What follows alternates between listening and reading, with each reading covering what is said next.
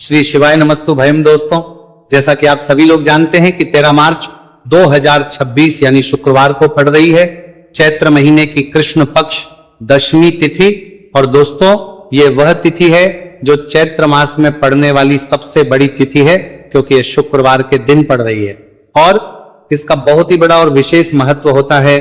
पूज्य गुरुजी ने कहा है कि अगर कभी भी मौका लग जाए और चैत्र महीने की दशमी तिथि शुक्रवार को पड़ जाए तो आप लोगों 11 चावल के दाने का उपाय तो अवश्य ही करना चाहिए। इन दोनों का संयोग बहुत ही कम आता है। इसी के साथ में गुरुजी ने अपने शिव पुराण कथा में बताया है कि इस दिन आपको 11 चावल दाने का उपाय तो आपको अवश्य ही करना चाहिए, क्योंकि ऐसा दिन पूरे साल में सिर्फ एक ही बार आता है। और दोस्तों, आप सभी लोग जानते हो कि शुक्रवार दशमी तिथि का अगर सबसे बड़ा कोई उपाय है तो वो 11 चावल के दाने वाला उपाय है। तो दोस्तों, इस शुक्रवार दशमी तिथि के दिन आप लोगों को इस 11 चावल दाने वाले उपाय को जरूर करना है।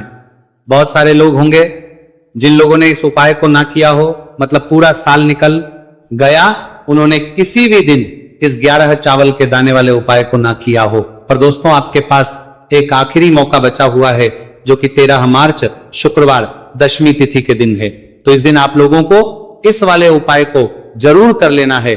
भले ही आप पूरे महीने भर इस उपाय को ना किया हो, पर अगर आपने इस चैत्र महीने की दशमी तिथि के दिन अगर इस वाले उपाय को कर लिया तो आपको इस उपाय को करने का वह फल मिलेगा जिसकी आपने कभी कल्पना भी नहीं करी होगी। इसीलिए आप लोग इस वाले उपाय को एक बार जरूर कर लेना है, ताकि आप लोगों के हाथ से यह मौका ना जा सके और आपको इस उपाय को करने का फल मिल सके। दोस्तों, यह उपाय पंडित जी ने अपनी अभी की ही श्री शिव महापुराण की कथा में बताया है जी। इस उपाय को आज हम आपको बहुत अच्छे से समझाने वाले हैं। इस वीडियो को देखने बाद इस उपाय को समझने के लिए आपको कोई और वीडियो को देखने की जरूरत नहीं पड़ेगी। तो चलिए दोस्तों, उपाय को शुरू करते हैं। देखिए, ये इस चैत्र महीने के शुक्रवार दशमी तिथि के दिन ये इतना खास होता है, इतना महत्वपूर्ण होता है। देखा गया है कभी कभी बड़े बड़े पूजा पाठ अनुष्ठान से जो मनोकामना पूर्ण नहीं होते, वो चैत्र महीने के शुक्रवार दशमी तिथि के दिन एक छोटे से उपाय करने से ही आपकी मनोकामना पूर्ण हो जाती है। और बहुत सारे लोग इस उपाय को किया भी है और उनको इस उपाय को करने का फल भी जरूर मिला है। अगर आप लोग भी इस उपाय को करना चाहते हैं तो आप इस उपाय को पहले अच्छे से समझ लेना, सुन लेना, उसके बाद करना। आपको इस उपाय का फल जरूर मिलेगा। और इस उपाय को कर लेने से आपके घर में चाहे किसी भी प्रकार की दुहक और समस्या क्यों ना चल रही हो, आपको उसका कारण भी नहीं पता है कि भाई ये समस्या किसका कारण से चल रही है, उसका भी कुछ कारण हो सकता है, जैसे पितृदोष हो सकता है या किसी भी तरह का मंगल दोष भी हो सकता है। तो इस दिन आप लोगों को ये वाला उपाय करेंगे लेना है। ये एक ऐसा उपाय है जिस उपाय को अगर किसी विशेष दिन पर किया जाए तो भाई उस विशेष दिन का जो है वो तो हमें मिलता ही मिलता है, पर हमने उस दिन पर इस उपाय को किया है तो हमें उससे भी बड़ा फल मिलता है और फल बहुत जल्दी मिलता है, क्योंकि आप इस उपाय को बहुत ही बड़े और विशेष पर कर रहे हो। तो चलिए अब उपाय के बारे में बात करते हैं, लेकिन उससे पहले आप लोगों को यह जानना आवश्यक है कि आखिर यह उपाय किस समय करना है, किसको करना है और कैसे करना है। तो चलिए हम आगे आपको वीडियो में एक एक करके बताए देते हैं। लेकिन उससे पहले अगर आप लोग हमारे चैनल पर पहली बार आए हैं या फिर मेरी आवाज आज पहली बार सुन रहे हैं तो हमारे चैनल को सब्सक्राइब जरूर कर लेना और इस वीडियो को करके कमेंट बॉक्स में श्री शिवाय नमस्तु भयम ओम नमः शिवाय जरूर टाइप कर देना। तो दोस्तों, इस 11 चावल के दाने वाले उपाय को हमें इस शुक्रवार दशमी तिथि के दिन कैसे करना है, किसको करना है, किस समय करना है और कहां पर करना है, ये सारे सवालों के जवाब आपको इस वीडियो में मिल जाएंगे। और जो ये वीडियो देखेगा भाई, उसको 11 चावल के दाने वाला उपाय जरूर करना चाहिए, क्योंकि इस दिन एक चावल के दाने का बहुत ही बड़ा और विशेष महत्व होता है।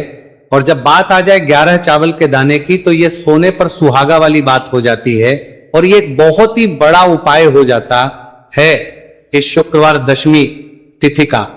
तो अब दोस्तों, इस 11 चावल के दाने वाले उपाय को आखिर करना किसको है, सबसे पहले हम लोग वो बात जान लेते हैं। तो देखो, घर की जो बड़ी माताएं बहनें होती हैं, उन माताओं बहनों में से कोई भी एक बड़ी माता बहन इस वाले उपाय कर सकती है। और दोस्तों, अगर आप चाहे तो अपने घर में से सभी सदस्यों को भी इस उपाय को करवा सकते हैं। अगर किसी व्यक्ति की खुद की कोई मनोकामना है, खुद की कोई दुख और परेशानी है जो कि वो अपने लिए ही करना चाहता है, इस वाले उपाय को तो वो खुद अपने लिए भी कर सकता है। बाकी अगर कोई घर में से ऐसा है जो कि अपने पूरे घर परिवार की सुख और शांति के लिए यह वाला उपाय करना चाहता है, तो भाई वो भी कर सकता है, उसमें भी कोई दिक्कत वाली नहीं है।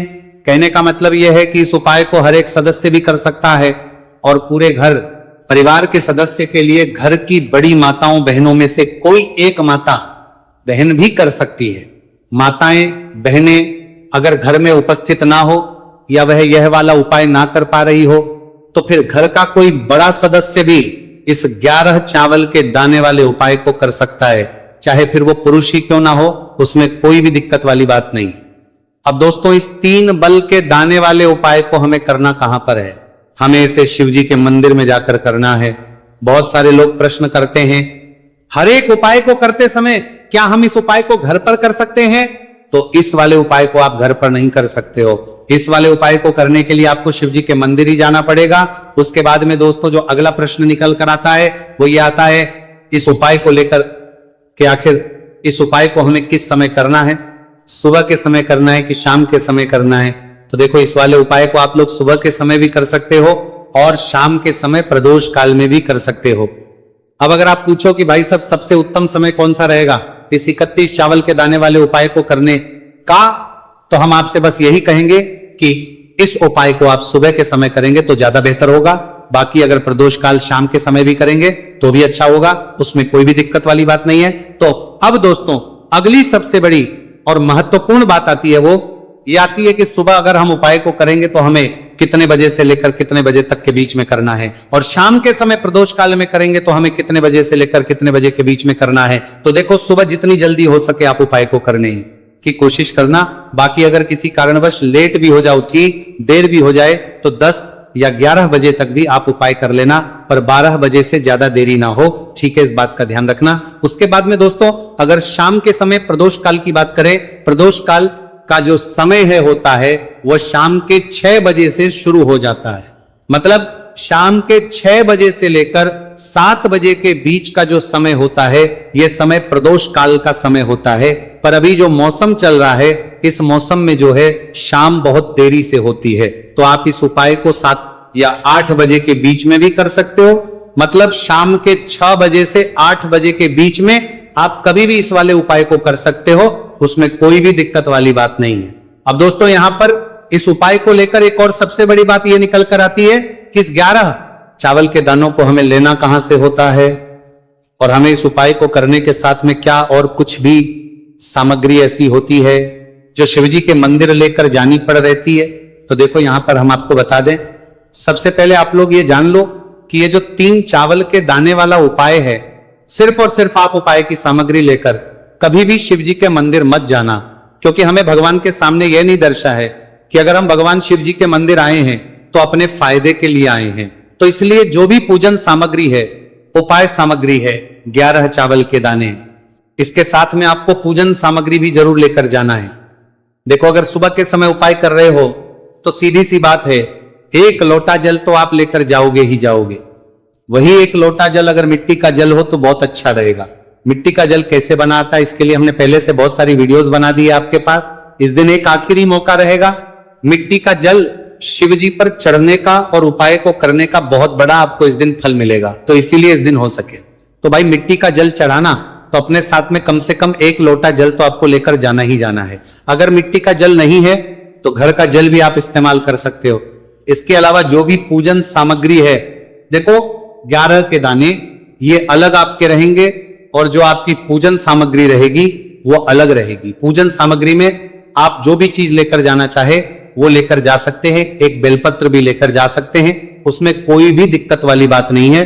वहीं अगर हम बात करें शाम के समय की, तो शाम के समय शिव जी पर जल नहीं चढ़ता है, इसीलिए शाम के समय आप लोग एक दीपक तैयार कर लें जो कि गोल तीखा आटे का, शुद्ध देसी गाय का घी का होगा, है ना? इस बात का आप लोगों को ध्यान करना है। और इस दीपक को आपको घर से जलाकर नहीं लेकर जाना है, भगवान शिव जी के मंदिर में जाकर ही जलाना है। इस बात का भी आप लोगों को ध्यान रखना है।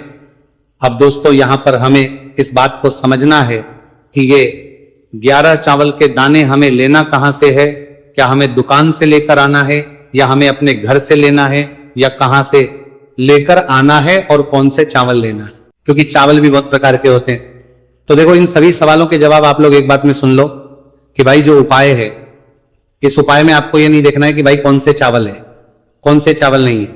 बस जो भी चावल ले रहे हो वो चावल का दाना सबूत होना चाहिए, मतलब साबुत होना चाहिए, टूटा हुआ नहीं होना चाहिए, कटा पीटा नहीं होना चाहिए। यह बात आपको ध्यान रखना है। बाकी आपका चावल बासमती हो या सादा चावल हो या कोई सा भी चावल हो, उसमें कोई भी दिक्कत वाली बात नहीं है। तो सीधी सी बात है कि आपके घर के रसोई घर में जहां पर आप बनाते हो, वहां पर जो भी चावल आपके उपस्थित हो, उन चावलों में से अपनी एक कटोरी भर लेना या एक मुट्ठी चावल अलग से निकाल कर रख लेना, क्योंकि हम 11 चावल ही यहां पर इस उपाय में लेने वाले हैं, तो हमें यह चावल के दाने गिनकर निकालने पड़ेंगे। इस बात का आप लोगों को ध्यान रखना है। तो अपने उस चावल की कटोरी में से या चावल में से 11 ऐसे चावल के दाने आप लोग निकाल लो जो कि टूटे हुए ना हो, कटे पीटे ना हो, कोई दाग ना लगा हुआ हो, है ना। अच्छे साबुत चावल के दाने 31 दाने आप लोग निकाल कर रख लो और इन्हें किसी भी एक कागज की पड़िया में या किसी एक छोटी सी कटोरी में आप लोग रख लो, ताकि ये सुरक्षित रहे, आपके एक भी चावल का दाना इधर उधर ना हो और आपका उपाय भी पूरा अच्छे से हो जाए। तो भाई जैसे ही आपका उपाय की जो सामग्री है, 11 चावल के दाने, ये तैयार हो जाते हैं, उसके बाद में आपको जो भी अपनी पूजन सामग्री है, सुबह समय कर रहे हो तो 1 लोटा जल और 1 बेलपत्र या पूजन सामग्री जो लेकर जाना चाहो उसकी भी तैयारी कर लेना। और शाम के समय जा रहे हो तो भाई अपना जो दीपक है उसे तैयार कर लेना, ठीक है। और उपाय को करते समय शुद्धता का विशेष रूप से ध्यान रखना, ठीक है। सुबह सुबह स्नान करने के बाद ही उपाय को करने की आप लोग तैयारी करना। उसके बाद अगर शाम के समय की बात करें तो शाम के समय आपको स्नान करने की जरूरत नहीं है, पर शुद्धता ध्यान रखना है। आपको स्नान तो नहीं करेंगे, आप हाथ मुंह धोकर भी इस वाले उपाय को शाम के समय प्रदोष काल में कर सकते हैं, इसमें कोई दिक्कत वाली बात नहीं है। तो आप अपने उपाय की पूरी सामग्री तैयार करके आपके पास ही में जो आपका शिव मंदिर हो वहां पर पहुंच जाइए। सबसे पहले शिव मंदिर में जाकर आप लोगों को उपाय नहीं करना है, पहले भगवान के दर्शन करना है, भगवान से आशीर्वाद प्राप्त करना है, फिर शिव जी की शिवलिंग के पास में आना है। शिवलिंग के पास में आने के बाद जो पूजन सामग्री लेकर आए हुए हैं, जैसे कि सुबह गए हुए होंगे तो 1 लोटा जल और जो भी पूजन सामग्री लेकर आए हैं आप उनसे भगवान शिव जी की पूजन कीजिए। सबसे पहले तो 1 लोटा जल ही चढ़ेगा, फिर आपको एक बेलपत्र श्री शिवाय नमस्तु भयम का जाप करते हुए शिवलिंग पर चढ़ा देना है। उसके बाद में आपकी पूजन सामग्री चढ़ेगी।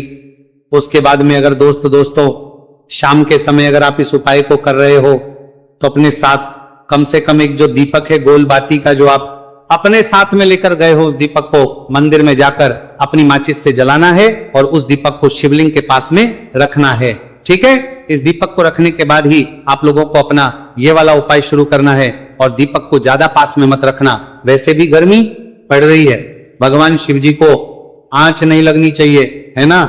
तो भाई जैसे ही आपकी पूजा अर्चना हो जाती है, आप भगवान शिव जी को प्रसन्न कर लेते हैं, उसके बाद शिवलिंग के पास ही में आप कहीं पर बैठ जाइए सामने, या आसपास जिस जगह पर आपको बैठना हो वहां पर बैठ जाइए और अपने वो 11 चावल के दाने अपने सामने निकाल कर रख लीजिए, क्योंकि अब यहां पर उपाय को यहां पर करने की आपको तैयारी करना है। और इस तरीके से जब आप उपाय करेंगे, पूजन सामग्री करने के बाद, पूजन अर्चना करने के बाद, तो आपको उपाय का फल बहुत जल्दी और बहुत होकर मिलेगा। तो अपने चावल के अपने सामने निकाल कर रख लेना। और ये जो उपाय है ये आपकी सीधे हाथ की हथेली से होगा, इसलिए इस बात का भी विशेष रूप से ध्यान रखना है। तो सीधे हाथ की हथेली का प्रयोग करके ही आप लोग अपना इस वाले उपाय को करना। अपने सामने जो भी आपके कागज की पुड़िया है उसको खोलकर रख लो, या कटोरी है तो भाई उसे अपने सामने रख लो और अपने वो 11 चावल के दाने निकाल लो, ठीक है। उसके बाद में दोस्तों अब आपको क्या करना है कि शिवलिंग आपके सामने होगी, तो आपने वो 11 चावल के दाने एक एक करके जहां पर आपने बेलपत्र चढ़ाए हैं आपको शिवजी के शिवलिंग के ऊपर चढ़ाना है। कहां पर चढ़ाना है? शिवलिंग के ऊपर चढ़ाना है और कहीं पर भी नहीं चढ़ाना है। आपको अपने हथेली से तो शिवलिंग के ऊपर चढ़ाना है, भले ही फिर वो अपने आप जलाधारी पर गिर जाए, ये मतलब वहीं पर गिर जाए, उसमें कोई दिक्कत वाली बात नहीं है, पर आप चढ़ाओ शिवलिंग के ऊपर। तो आपको क्या करना है, अपना पहला चावल का दाना उठाना है, श्री शिवाय नमस्तु भयम बोलना है और शिवलिंग पर चढ़ देना है। इसी तरीके दूसरा चावल का दाना उठा है, शिवलिंग पर चढ़ना है और मंत्र बोल देना है। और फिर तीसरा चावल का दाना उठाना है, श्री शिवाय नमस्तु भयम बोलना है और चढ़ देना है। इसी प्रकार से आपको पूरे 11 चावल के दाने एक एक करके शिव जी के शिवलिंग के ऊपर चढ़ाना है और भगवान से प्रार्थना करते जाना है। मतलब प्रार्थना तो आपको आखिरी में करना है, पर हर एक चावल के दाने को चढ़ाते समय श्री शिवाय नमस्तु भयम जरूर बोलना है। उसके में ये चावल का दाना शिवलिंग के ऊपर आपको चढ़ाना है। जैसे ही आपके 11 चावल के दाने शिवलिंग के ऊपर चढ़ते हैं तो भाई उसके बाद में आपको क्या करना है, भगवान से अपनी मनोकामना बोलना है। मनोकामना भी कब बोलना है, जब आपका 11 चावल का दाना आपके सीधे हाथ की हथेली में हो और आप उसे चढ़ाने के लिए जा रहे हो। श्री शिवाय नमस्तु भयम बोलकर उस आखिरी चावल के दाने को शिवलिंग के ऊपर चढ़ा देना। भगवान से फिर अपनी वह मनोकामना बोल देना जिस मनोकामना के लिए आप लोग अपना यह वाला उपाय कर रहे हो, जिस भी दुख और परेशानी के लिए आप लोग अपना यह वाला उपाय कर रहे हो। उसके बाद में जैसे ही आप अपनी मनोकामना बोल देते हो आपका यह वाला उपाय पूरा हो जाता है। पर दोस्तों, उपाय को करने के बाद आप लोगों को 2 मिनट भगवान शिव जी के मंत्र का जाप जरूर करना है और मंत्र का जाप करने के बाद भगवान से एक और बार करना है अपनी मनोकामना के लिए या अपनी जो भी दुख और परेशानी है उसके लिए। इसके बाद में आप लोग भगवान को देखकर भगवान से प्रार्थना करके उनसे आशीर्वाद लेकर वहां से उठ सकते हैं और अपने घर पर जा सकते हैं। बस दोस्तों,